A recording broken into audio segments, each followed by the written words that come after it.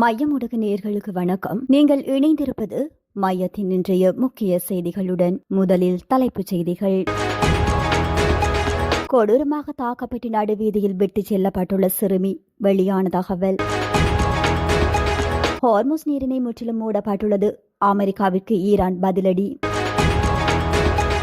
இந்தியாவில் அதிவேகமாக கரையில் வந்து மோதிய பாரிய கப்பல், அலறியடித்து ஓடிய மக்கள். மட்டக்களப்பில் தூங்கிக் கொண்டிருந்தவர் உயிரிழப்பு, சடலத்தின் அருகே தூக்கு கயிறு. வத்தலையில் துப்பாக்கிச்சூடு நடாத்திவிட்டு இந்தியாவிற்கு தப்பிச் சென்றவர்களுக்கு நேர்ந்த கதி. உயிர்த்த ஞாயிறு தாக்குதல் விசாரணையில் ஜனாதிபதிக்கு உயிர் அச்சுறுத்தல். பாதாள உலக குழுக்களின் குடும்பங்களை இலக்கு வைத்து பழிவாங்கும் நடவடிக்கைகள் வெளியான தகவல். கஞ்சாவுடன் பிரபல பாடசாலை மாணவன் கைது தொடர்பென விரிவான செய்திகள்.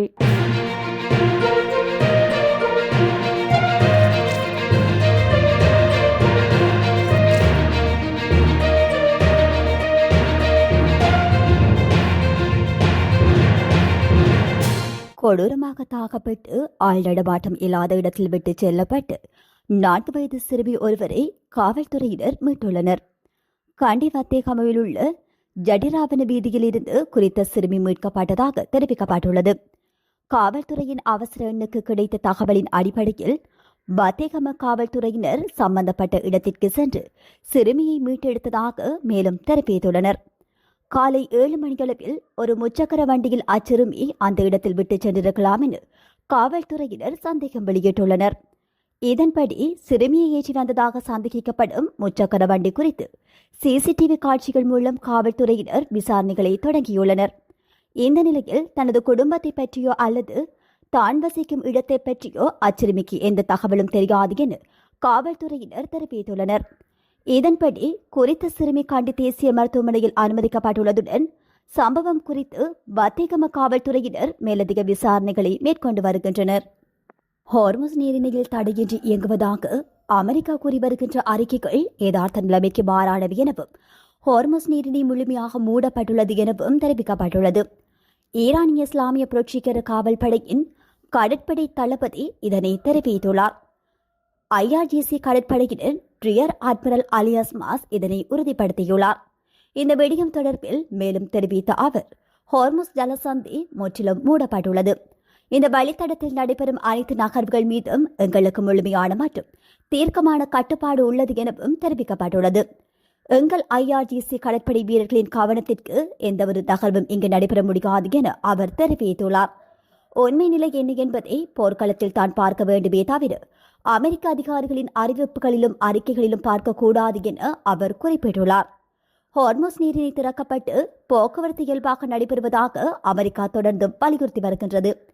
ஆனால் ஈரானின் நேரடி அனுமதியின்றி எந்தவொரு வணிக அல்லது போர்க்கப்பலும் இந்த ஜலசந்தியை கடக்க முடியாது என ஈரான் தொடர்ந்தும் உரிமை கோரி வருகின்றமை குறிப்பிடத்தக்கது. உலகின் மிக முக்கியமான கச்சா எண்ணெய் வர்த்தக பாதையான ஹார்முஸ் வழித்தடத்தில் இரு நாடுகளும் மாறி மாறி விடுத்து வரும் இத்தகைய முரண்பாடான கருத்துக்கள் சர்வதேச வர்த்தக உலகிலும் எரிசக்தி சந்தையிலும் நிலவும் பதற்றத்தை மேலும் அதிகரித்துள்ளமை குறிப்பிடத்தக்கது. சிங்கப்பூர் கொடியுடன் பயணித்து MV நவட்டபம் எனும் பாரிய சரக்கு கப்பல் ஒன்று இந்தியாவின் மேற்கு வங்காளத்தில் உள்ள ஹெக்லி ஆற்றின் கரையில் கட்டுப்பாட்டு இழந்து மோதி விபத்துக்குள்ளாகியுள்ளது. குறித்த விபத்தானது நேற்றைய தினம் காலை சுமார் 11 மணியளவில் இடம்பெற்றுள்ளதாக இந்திய ஊடகங்கள் தெரிவிக்கின்றன. சம்பந்தப்பட்ட கப்பல் மலேசியாவின் கிளாங் துறைமுகத்தில் இருந்து புறப்பட்டு கொல்கத்தாவில் உள்ள ஷியாமா பிரசாத் முகர்ஜி துறைமுகத்தை நோக்கி சென்று கொண்டிருந்த போதே இந்த குறித்த விபத்து ஏற்பட்டதாக தெரிவிக்கப்பட்டுள்ளது. விபத்தின் பின்னர் மேற்கொள்ளப்பட்ட ஆய்வில் கப்பலின் திசை கட்டுப்பாட்டு கருவியில் ஏற்பட்ட திடீர் கோளாறு மற்றும் ஆற்றின் பலத்த நீரோட்டம் காரணமாகவே இந்த விபத்து ஏற்பட்டுள்ளதாக கண்டறியப்பட்டுள்ளது.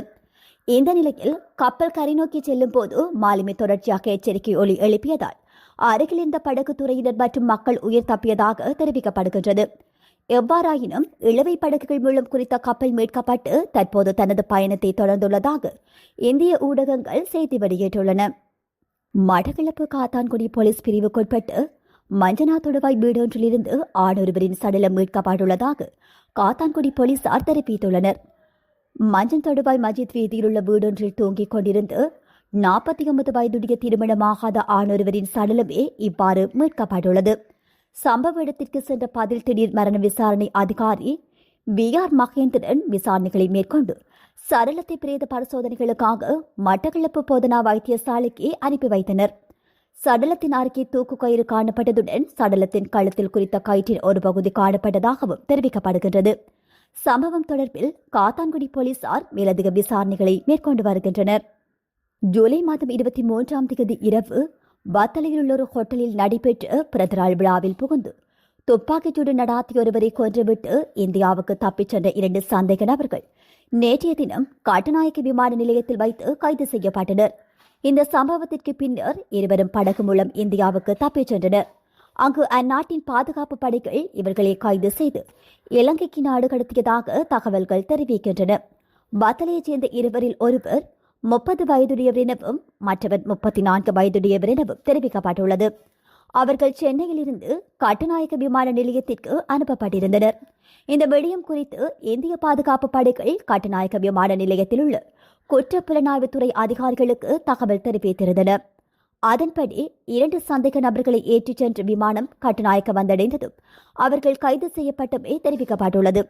குற்றப்புலனாய்வுத்துறை அதிகாரிகளிடம் வாக்குமூலம் பதிவு செய்யப்பட்ட பின்னர் மேலதிக விசாரணைகளுக்காக 2 சந்தேக நபர்களையும் பலத்த பாதுகாப்புடன் மேற்கு மாகாண வழக்கு குற்றப்பிரிவுக்கு அழைத்துச் செல்ல நடவடிக்கை எடுக்கப்பட்டுள்ளது. நீதித்துறை சீர்திருத்தங்கள் மற்றும் அரசியலமைப்பு திருத்தங்கள் குறித்து நாட்டில் நிலவும் விமர்சனங்களுக்கு ஜனாதிபதி அனுரகுமார திசாநாயக்க விளக்கம் அளித்துள்ளார். உயர் நீதிமன்ற நீதிபதிகளின் எண்ணிக்கை 11 17ஆகவும் மேன்முறையீட்டு நீதிமன்ற நீதிபதிகளின் எண்ணிக்கை 12 20ஆகவும் அதிகரிக்கப்பட்டுள்ளது. இந்த நீதித்துறை மாற்றங்களுக்கு மிக முக்கிய காரணம் கடந்த 5 ஆண்டுகளாக இழுபறியில் உள்ள உயிர்த்த ஞாயிறு தாக்குதல் தொடர்பான வழக்கு விசாரணை தான் என ஜனாதிபதி குறிப்பிட்டுள்ளார். நீதிபதிகள் ஓய்வு பெறுவதால் இந்த வழக்கு மீண்டும் ஆரம்பத்திலிருந்து விசாரிக்கப்படுவதை தவிர்ப்பதற்காகவே பதவிக்கால நீடிப்பு மற்றும் நீதித்துறை சீர்திருத்தங்கள் மேற்கொள்ளப்பட்டுள்ளதாக அவர் தெரிவித்துள்ளார். இது எந்தவொரு தனிப்பட்ட நீதிபதிக்கோ அல்லது குறிப்பிட்ட நபருக்கோ வழங்கப்படும் சலுகை அல்ல எனவும் மாறாக ஒட்டுமொத்த நீதித்துறையும் பலப்படுத்துவதற்கான ஒரு அமைப்பு முறை மாற்றம் எனவும் அவர் வலியுறுத்தியுள்ளார். உயிர்த்த ஞாயிறு தாக்குதல் தொடர்பான விசாரணைகள் முன்னெடுக்கப்படுவதால் தனது தனிப்பட்ட பாதுகாப்புக்கு ஆபத்து ஏற்படக்கூடும் என்பதை ஜனாதிபதி உணர்ந்துள்ளதாகவும் அவர் தெரிவித்துள்ளார். இருந்தபோதிலும் நாட்டில் மாற்றத்தை ஏற்படுத்துவதற்காக தேவையானால் அந்த ஆபத்தை ஏற்க தயாராக இருப்பதாகவும் அவர் தெரிவித்துள்ளார்.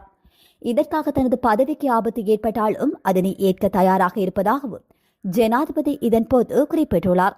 நாட்டு மக்களின் பொதுநலனுக்காகவும் பாதிக்கப்பட்டவர்களுக்கு நீதி கிடைப்பதை உறுதி செய்வதற்காகவும் எந்தவொரு ஆபத்தையும் ஏற்க தயாராக இருப்பதாகவும் தனது பதவியை இழந்தாலும் அதை பற்றி கவலைப்பட போவதில்லை எனவும் ஜனாதிபதி தனது உறுதியான நிலைப்பாட்டை தெரிவித்துள்ளார். பாதாள குற்றவாளிகளை கைது செய்வதற்காக போலீசார் வெளிநாடுகளுக்கு சென்று சர்வதேச போலீஸ் ஒத்துழைப்புடன் அவர்களை கைது செய்து இலங்கைக்கு அழைத்து வருகின்றனர். நீந்துவதற்கு தண்ணீரில் இறங்கத்தான் வேண்டும் என உதவி போலீஸ் அத்தியட்சகர் ரோஹான் ஒலுகல தெரிவித்துள்ளார். இந்த நிலையில் பாதாள உலக குழுக்களின் தலைவர்களுக்கு இடையிலான மோதல்கள் தற்போது பழிவாங்கும் சம்பவங்களாக மாறி வருவதாக தெரிவித்துள்ளார். இதற்கு உதாரணமாக பாதாள உலக குழுவைச் சேர்ந்த பெக்கோ சமனின் தாயார் துப்பாக்கிச் சூட்டில் கொல்லப்பட்டுள்ளார். அண்மையில் கஞ்சிபானி இம்ரானின் மாமாவும் துப்பாக்கிச் சூட்டில் உயிரிழந்தார். எனவே போலீசாரின் அதிரடி நடவடிக்கைகள் தொடர்ந்தாலும் பாதாள உலக கும்பல்களின் பழிவாங்கும் கலாச்சாரமும் ஆயுத பயன்பாடும் தொடர்ந்து வருகிறது என அவர் குறிப்பிட்டுள்ளார். பதுளைலுணுக்கல பகுதியில் பிரபல பாடசாலையொன்றில் சாதாரண தரத்தில் கல்வி கேட்கும் 16 வயதுடைய மாணவன் கஞ்சா போதைப் பொருளுடன் கைது செய்யப்பட்டுள்ளார். அவரிடமிருந்து 5600 மில்லிகிராம் கஞ்சா போதைப் பொருளை காவல்துறையினர் கைப்பற்றியுள்ளனர். லுணுகன 27ஆம் கட்டை அலகுலகம பகுதியை குறித்த மாணவன் வசிப்பிடமாக கொண்டுள்ளார். முச்சக்கர வண்டியிலிருந்து இறங்கி பாக்குத்தோட்டம் பகுதியை நோக்கி சென்று கொண்டிருந்த போது காவல்துறைக்கு ஏற்பட்ட சந்தேகத்தின் அடிப்படையில் அவரை மறைத்து சோதனையிட்ட போதே அவரிடமிருந்து கஞ்சா கைப்பற்றப்பட்டுள்ளது. விசாரணையின் போது கைது செய்யப்பட்ட மாணவனின் தந்தை கஞ்சா விற்பனை தொடர்பில் ஏற்கனவே பலமுறை கைது செய்யப்பட்டவர் என்பது தெரியவந்துள்ளது. சந்தேகத்திற்கிடமான மாணவனை பசறை நீதவான் நீதிமன்றத்தில் முன்னிலைப்படுத்த காவல்துறையினர் நடவடிக்கை எடுத்துள்ளனர். இத்துடன் மையத்தின் இன்றைய முக்கிய செய்திகள் நிறைவு பெறுகின்றன. நன்றி.